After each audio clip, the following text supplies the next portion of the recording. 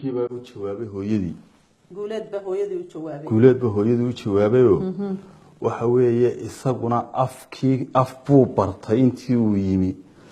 oo qaybtii uu yaqaanay qayb kale uu ku dara marka iyadii buu u jawaabo wuxuu ugu jawaabay si kale isagoo iyadoo maansaysan wuxuu yiri markaan soo muuf gareeyay ciyaal baan miid gareeyay mid bay ataag gareeyay kolkaasaan fayd gareeyay dabeed waan luus gareeyay dad bay arfays gareeyay talaan keeg seeb gareeyay iskuul baan juus gareeyay afkaan improve gareeyay markii aan finish gareeyay ayaa lay tees gareeyay dabeed waan jiid gareeyay shaqaan abalay gareeyay waa lay imbaloy gareeyay dhaqsaan u istaad gareeyay bil baa lay bay gareeyay dhar baan ku isbeen gareeyay wixiiba ninkii lagu soo tabcayay bil kaliya shaqeeyay bishina dhar buu ku isbeen gareeyay dharkii baa qaali oo waa designer oo waa lacag qaaliya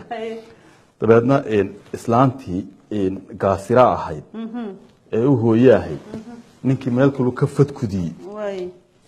waxa jira anigu ma belief garaynin waxaad ka isbii garaysay adoon waxba seef garaynin miyaad wada use garaysay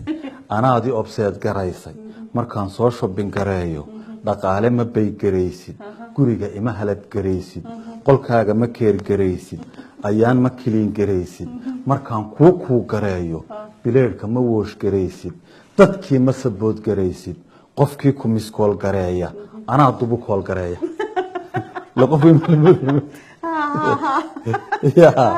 qof weyn baa dee loo haystaa marka waxa jira qofkii kula soo hadla anaa la hadlo may garatay markaa islaantina saasay ku jawaabtay